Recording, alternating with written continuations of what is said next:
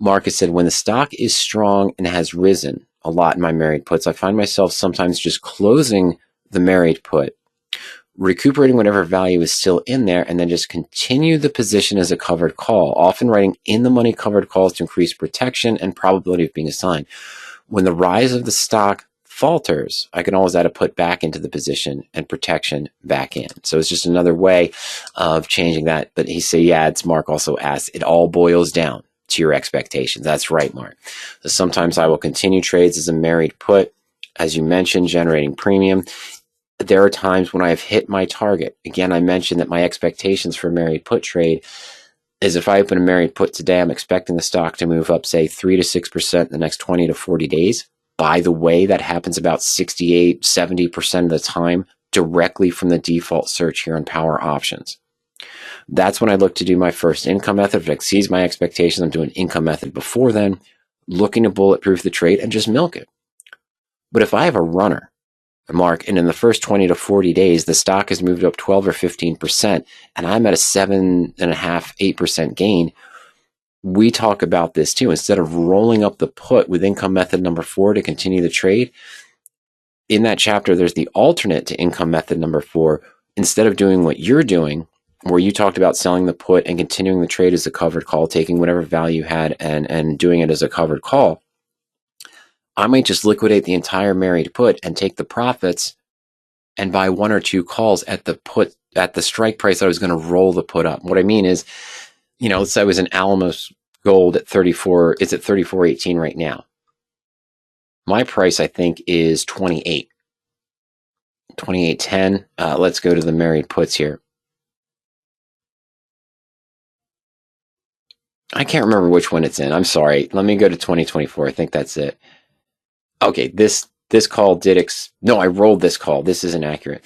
But yeah, the original price, I'm sorry, 26.95, but I had to roll that call, so my cost base is actually about 28.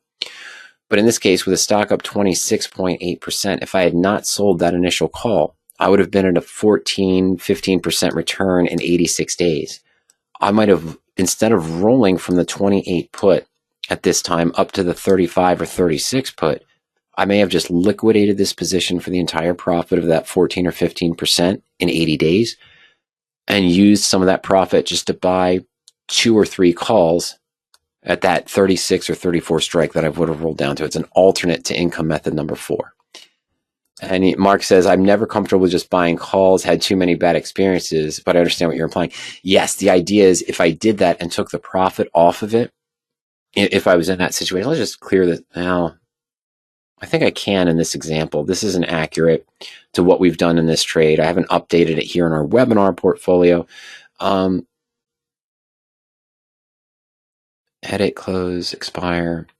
I don't want to expire. I don't want to close. I wanted to delete, but I can't. Oh, no, I just want to delete the leg, not the position. Oh, delete leg. Jeez. Mike, know your own site. There we go. All right, so if I was just in Alamos Gold with the stock up 26.8%, no calls sold, yeah, I'd be at 17.9% or a profit of 527, Mark. You see where I'm going? Mark sees where I'm going with this. And this was out to December. It's coming close, but I've actually rolled the put out further. We'll get a look at that next week.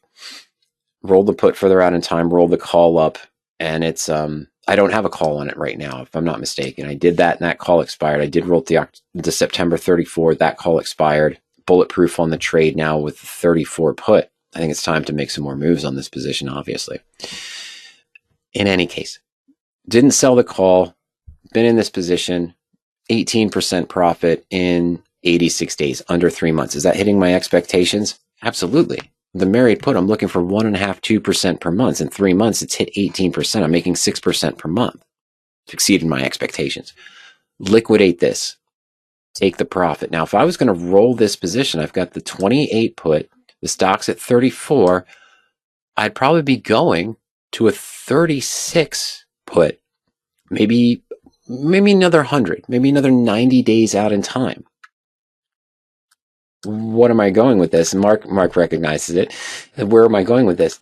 I'm going to take that 527 profit I just took off of Alamos Gold, which is really going. I have the December. Let's go a little further. Let's go to March.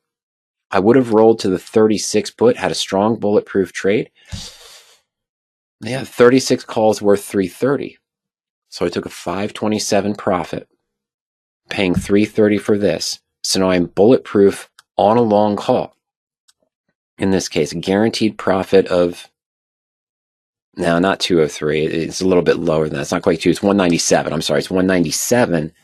Guaranteed status, bulletproof, no risk.